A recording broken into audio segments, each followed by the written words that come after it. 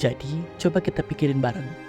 Kadang-kadang kita bisa ngerasa ogah-ogahan buat terlalu deket sama seseorang, terutama kalau itu orang yang kita suka.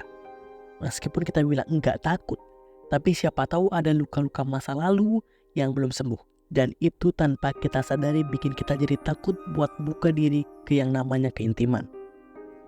Gini nih, keintiman itu sebenarnya fondasi penting buat hubungan yang bermakna dan bikin kita puas.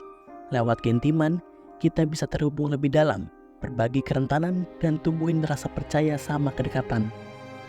Tapi tahu nggak, kadang ada kebiasaan-kebiasaan kecil yang nggak kita sadari, tapi jadi penghambat buat keintiman. Mungkin karena itu hubungan kita jadi susah berkembang. Misalnya, kita suka ngehindar dari percakapan penting. Padahal sebenarnya ketakutan buat buka diri itu normal. Tapi kalau terus-terusan nggak mau ngomongin hal-hal penting, bisa jadi hambatan buat keintiman. Kita butuh keberanian buat akui dan atasi ketakutan ini. Bangun kepercayaan sama orang lain dan ciptakan ruang yang aman buat komunikasi terbuka. Lalu, ada yang namanya kurang mendengarkan secara aktif. Padahal, keintiman bisa tumbuh kalau kita benar-benar dengerin orang dan pahami satu sama lain.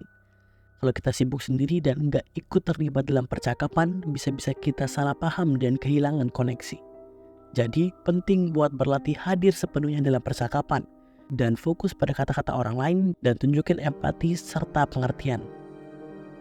Yang ketiga, kebiasaan nggak ngungkapin kebutuhan.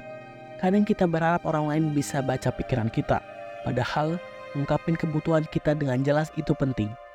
Kita nggak bisa berharap orang langsung paham tanpa kita ngomongin kan? Jadi kuncinya di sini adalah berkembang dalam ketegasan dan ngomongin kebutuhan secara terbuka dan jujur. Ini bukan cuma bikin kita lebih terhubung, tapi juga bikin orang lain tahu apa yang kita butuhkan.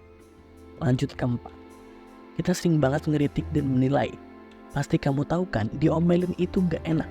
Dan kalau terus-terusan mengeritik, itu bisa bikin merusak hubungan. Kita perlu ganti kritik dengan tanggapan yang lebih positif. Latih empati dan kasih sayang.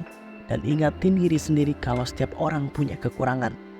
Dengan begitu, kita bisa menciptakan lingkungan yang lebih terima dan paham satu sama lain. Terakhir, kita sering lupa sama waktu yang berkualitas.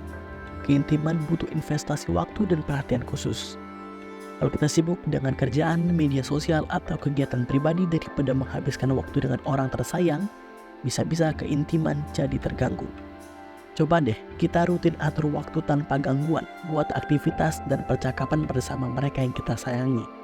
Investasi ini bisa memperkuat ikatan emosional dan bikin hubungan jadi lebih dalam. Jadi, sebenarnya keintiman itu penting buat hubungan yang sukses. Tapi kalau ada kebiasaan-kebiasaan kayak tadi, kita perlu kenali dan atasi. Biar hambatan bisa diatasi dan kita punya hubungan yang lebih dekat dan memuaskan. Gimana menurutmu? Pernah ngalamin hal-hal kayak gini? Atau punya kebiasaan yang ngerasa jadi penghalang buat keintiman? Share dong di kolom komentar.